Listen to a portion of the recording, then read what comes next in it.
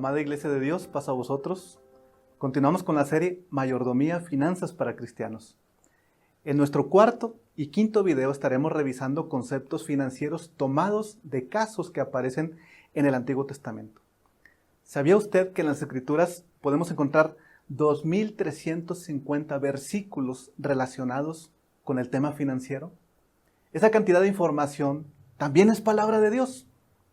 En algunos casos son advertencias sobre no poner el corazón en lugares incorrectos, pero en otras describen la manera en que una sabia administración permitió que las personas sobrevivieran a crisis por hambre o por escasez, circunstancias que lamentablemente no han desaparecido aún en nuestros tiempos. El ser humano, desde el principio, ha sido vinculado con la tierra. De ella fue formado, en ella trabaja, y a ella volverá al final de sus días, según lo vemos en el testimonio del Génesis.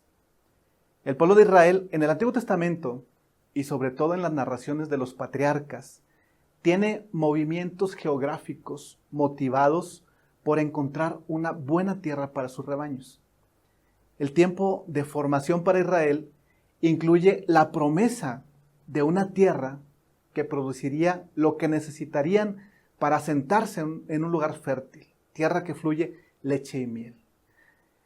Lugares que les proporcionarían el sustento necesario no solo para ellos, sino para generaciones futuras. Podemos entonces detectar rasgos de antropología bíblica en las historias donde se cuenta sobre la formación y el asentamiento de la nación israelita.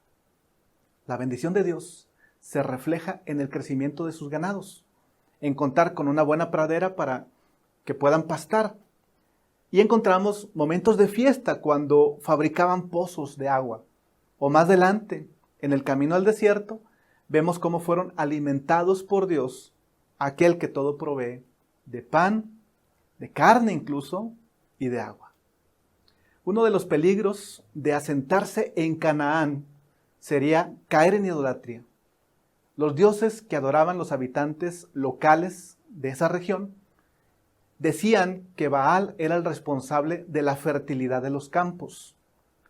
Esas eran sus creencias, que cuando le rendían tributos y ofrecían sacrificios, por su poder Baal enviaba la lluvia que generaba el sustento de la tierra. Israel entonces se vio tentado a adorar a esos falsos dioses, olvidándose del Dios verdadero para buscar prosperidad en sus cosechas en los Baales.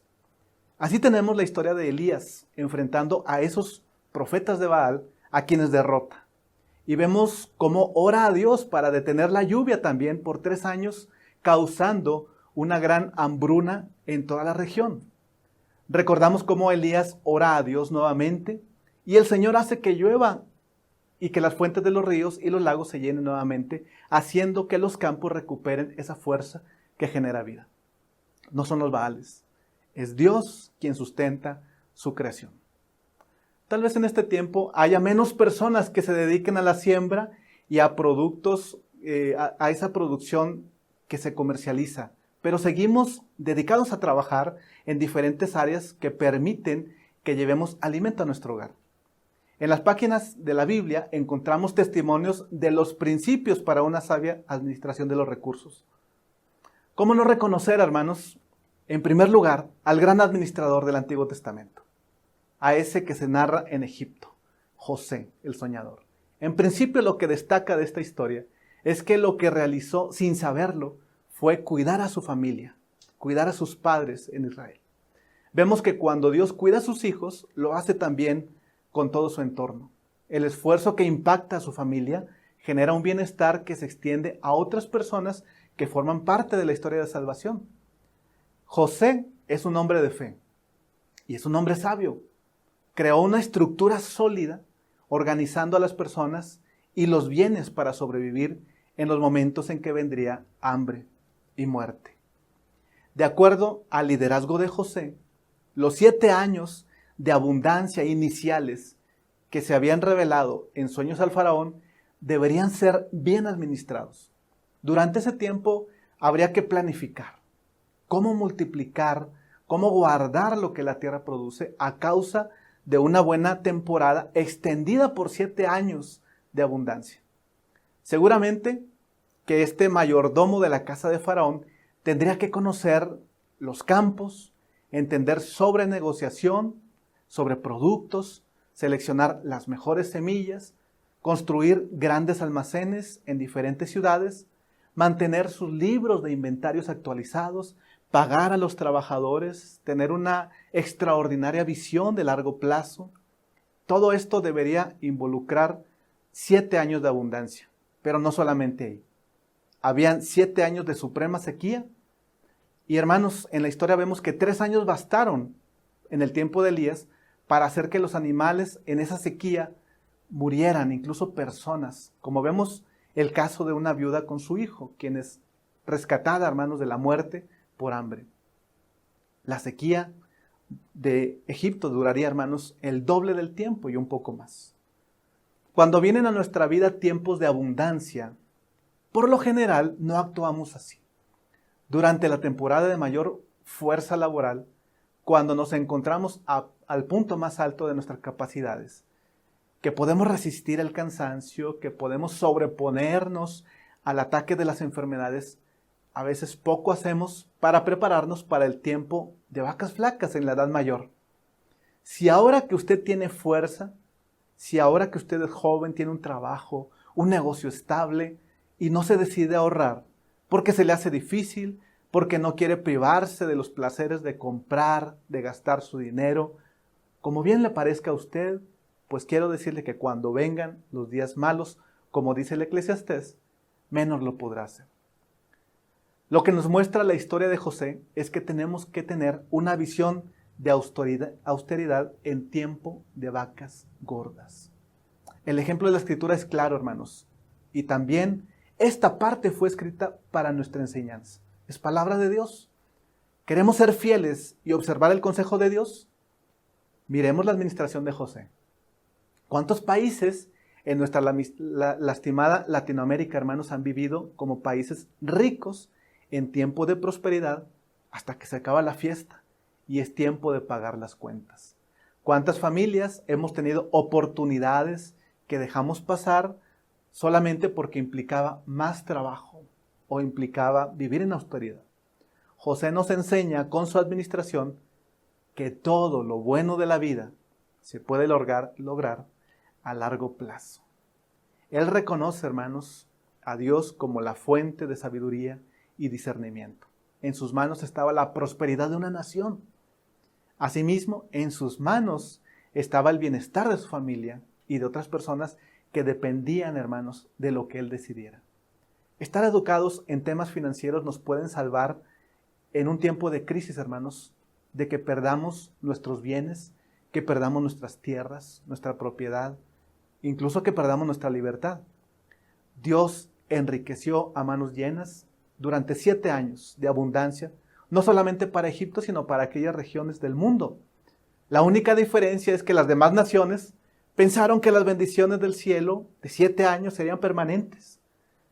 Dios da a manos llenas en algunos momentos de la vida, pero no para que derrochemos sus beneficios, sino porque quizá detrás de esa bendición vendrá la necesidad. Debemos de aprender entonces a ser austeros y guardar los excedentes que pone en nuestras manos, porque las acciones sabias de José salvaron a Israel, a Egipto y a las demás naciones. Aunque algunos de ellos, hermanos, cuando ya habían vendido todo por comida, entregaron lo único que les quedaba, aparte de su vida, que era su libertad, y se vendieron a Egipto como esclavos para no morir de hambre. En esta historia observamos la constitución de 3 libertades fundamentales del ser humano que el creyente debe tener, hermanos, delante de su vista, porque la Biblia las menciona, y se deben de conservar como la base de nuestra subsistencia, de la libre acción humana, de contar con recursos que nos ayuden en tiempo de escasez, y son los mismos derechos que el pueblo de Israel perdió por la tiranía de los faraones, como también a manos de Nabucodonosor, quien se creía dueño también de las personas de sus imperios. Se trata de los 3 derechos que se pierden en las guerras, donde abunda el despojo, la muerte y la esclavitud. Estos 3 derechos son el derecho a la vida, el derecho a la libertad y el derecho a la propiedad privada. Y constituyen la base para que una sociedad pueda subsistir, crecer y mejorar las condiciones de bienestar. El derecho a la vida es fundamental porque nadie tiene permitido quitarle la vida a ninguna persona. La vida le pertenece solamente al Creador. En la historia de salvación vemos cómo este derecho fue vulnerado para Israel en distintos momentos. Incluso en la historia reciente, no solo en las páginas de la Biblia ocurre que se vulneran los derechos, sino en la historia universal. Este derecho se extiende sobre la protección de cualquier forma de maltrato, humillación que atente contra la dignidad humana. El segundo es el derecho a la libertad. Significa que cualquier persona puede tomar sus propias decisiones sobre lo que decida hacer. Es un derecho que Dios da, pero que debe ser ejercido con responsabilidad. Pues como dice el apóstol Pablo, todo me es lícito, pero no todo conviene, porque se trata de ejercer la propia voluntad para labrarse un futuro de bienestar que alcance para los nuestros, respetando las leyes y la dignidad ajena. Hay un tercer derecho, que es el que sustenta la economía. Es el derecho a la propiedad privada. Este se refiere a disfrutar lo que se ha obtenido con el trabajo y permite realizar compras o recibir en cesión de derechos de alguien más, como en el caso de las herencias o donaciones, aquellas posesiones que otra generación tenía. Esto está muy difundido en el Antiguo Testamento en la época de los patriarcas. Pero estos tres derechos no solamente deben ser cuidados por la sociedad, sino que nosotros en lo individual debemos ejercerlos de manera personal, pero colectiva también, ya que con ellos se genera un bienestar que impacta a un número mayor de personas. Jesús los reconoce y ante la crisis que viene, en vez de la fiesta con excedentes de una cosecha abundante de 7 años consecutivos, genera José inversiones para construir los lugares de almacenamiento del faraón. Quizás sin saberlo, pero con su prudente proyección hacia el futuro, estaría preservando el derecho a la vida de su propia familia. José busca los mecanismos para una adecuada conservación de la semilla y los productos para los tiempos difíciles que Dios les había advertido. Fue de esta manera como se conservó la vida de esta nación. Y en esa riqueza es que los hermanos de José pudieron ser bienvenidos alcanzándole la bendición de Dios. Pero también consigue que los países vecinos encontraran dónde alimentarse. Si vamos allá, a todos les había llegado el mismo tiempo de vacas gordas. Dios había bendecido a toda aquella región. Pudieron haberse preparado para el efecto que iba a haber en las vacas flacas, pero la diferencia fue la intervención de Dios con sabiduría sobre lo que iba a ocurrir. Quizá en este tiempo no tengamos esa comunicación directa, tan clara de parte de Dios, una voz audible, pero tenemos su palabra, la cual nos ha dado estas lecciones de administración que permanecen ahí en la Escritura, para descubrir, hermanos, desde hace miles de años que Dios tenía razón sobre esto. No sabemos cuándo, pero los tiempos de escasez seguirán acompañando a la humanidad. Yo preguntaría, ¿cómo es que vamos a resolver la siguiente crisis que indudablemente llegará? No sabemos cuándo ni cuál será, pero Dios desde ahora nos da un espacio de tiempo suficiente para que cuando llegue estemos preparados. Por eso insistimos que una buena gestión de los recursos no se basa en amasar capital, sino en generar fuentes de trabajo, crear una infraestructura como lo hizo José, construir graneros suficientes para almacenar cuidadosamente la semilla que Dios permitirá ayudarnos a resistir el momento de escasez. Este no es el único caso que describe la Biblia como una acción en el tema de los recursos que ha hecho la diferencia. Tenemos en la Biblia desastres económicos en las familias, como una más que se menciona en el segundo libro de los Reyes, en su capítulo 4, donde se relata la historia de una viuda que estuvo casada con un hombre fiel a Dios. Cuando conoce al profeta Elías, ella se encuentra endeudada y viuda. Una mujer de las mujeres, dice la palabra, de los hijos de los profetas, clamó a Eliseo en 2 de Reyes 4:1. Esta es la historia donde ella dice: tu siervo, mi marido, ha muerto. Y tú sabes que tu sierva era temeroso de Dios. Y ha venido el acreedor para tomarse a los 2 hijos míos por siervos. Vemos nuevamente cómo era vulnerado el derecho de la libertad a causa de las deudas. Estas deudas se heredaban a la familia y pedir la liquidación de las mismas los convertiría en esclavos. No se describen las circunstancias por las que el esposo se encontraba endeudado con aquel hombre. Ella dependió toda su vida de un esposo proveedor, pero nunca pensó que el esposo le faltaría en algún momento. Ella está en un momento crítico porque las mujeres de aquel entonces difícilmente podrían sobrevivir sin un varón que viera por ellas. Ahora que le quieren quitar a sus hijos, ellos serían esclavos y a ella no le quedaría más por hacer. Lo que no sabía era que tenía un gran potencial, un gran talento dado por Dios para llegar a ser una gran administradora comercializando un producto que tenía en casa, aunque no lo tenía en abundancia. La mujer, cuando busca refugio en el profeta Elías, un siervo ungido por el Señor que le dice que pida un préstamo de vasijas con sus vecinos, ella lo hace. El único recurso que tenía era ese poco aceite.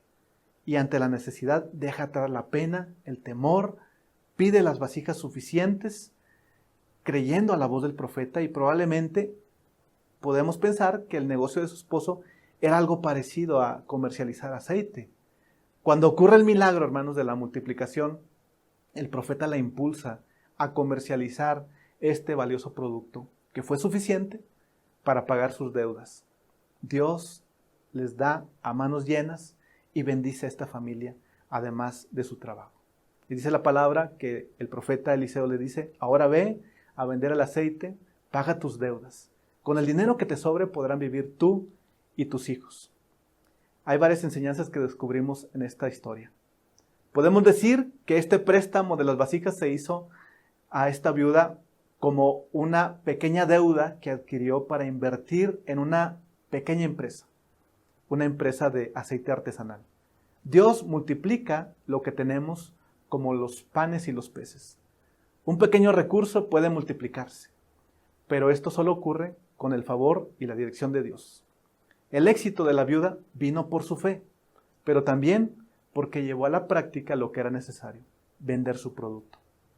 Una familia fue salvada del desastre por medios divinos que potencian lo que ya tenemos. Dios nunca, hermanos, nos va a dejar solos. Eso lo hemos comprobado con nuestras deudas, con nuestras complicaciones económicas, pero esta mujer había administrado un aceite de modo que tenía algo que Dios podía multiplicar. Terminamos recordando lo que dice Proverbios 10:4. Las manos ociosas conducen a la pobreza. Las manos hábiles atraen riquezas. Queridos hermanos, Dios bendecirá lo que ha puesto en nuestras manos. Nos dará un impulso para aprender habilidades al momento de multiplicar nuestros bienes. No solo para que usted y su familia coman, porque la economía del reino es una economía colaborativa que involucra a quienes no tienen un trabajo para que nos ayuden, tal vez en un servicio en el hogar, en el negocio, en la empresa que Dios nos da para administrar. José tuvo éxito no solo por el favor de Dios. Siempre hay algo que nosotros debemos de hacer. Él se puso en marcha y podemos visualizar las grandes acciones en el tiempo de la abundancia como en el de la escasez. No solo 7 años trabajó de abundancia, sino también en los 7 años de escasez. La pobreza y sus consecuencias son realidades económicas. Nuestra tarea es ayudar a eliminarlas con la visión de la acción que tuvo José. La visión no es suficiente. Debemos activarnos, salir a ejercer nuestra mayordomía, haciendo uso de nuestros recursos con inteligencia, con dedicación. Así Dios bendecirá nuestro trabajo, nuestras primicias y el resto de nuestras cosechas. Querida iglesia, que el Señor siga prosperando sus vidas, que el Señor siga cuidando nuestros recursos. Dios nos bendiga. Paz a vosotros.